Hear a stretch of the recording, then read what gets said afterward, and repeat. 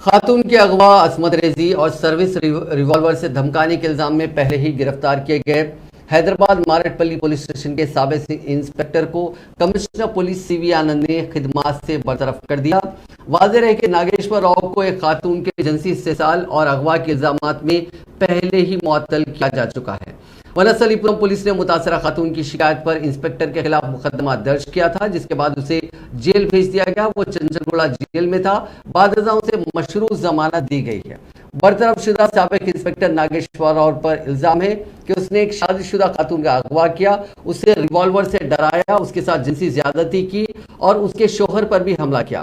Inspector متاثرہ خاتون اور اس کے شوہر کو زبردستی کار میں لے جانے کے دوران ابراہیم پٹنم میں کار کو حادثہ پیش آیا، جس کے فوری بعد متاثرہ خاتون سرکل انسپکٹر کے چنگل سے فرار ہو کر ونسلی پورم پولیس سے اس واقعے کی شکایت کی تھی، جس پر ناگیشور راؤ کے خلاف مقدمہ درج کیا گیا۔ حیدرآباد کے کمشنر پولیس سی وی آنند، جنہوں نے سرکل ناگیشور کے معاملے کو سنجیدگی سے لیا تھا، اس کی معطلی کے احکامات جاری کیے تھے اور آج ناگیشور راؤ کو فرائض سے مکمل طور پر ہٹا دیا گیا۔ تاحال فرائض میں لاپرواہی، اس کا ناجائز فائدہ اٹھانے کے الزام میں 39 ملازمین پولیس کو خدمات سے معطل یا مکمل طور پر برطرف کر دیا گیا ہے۔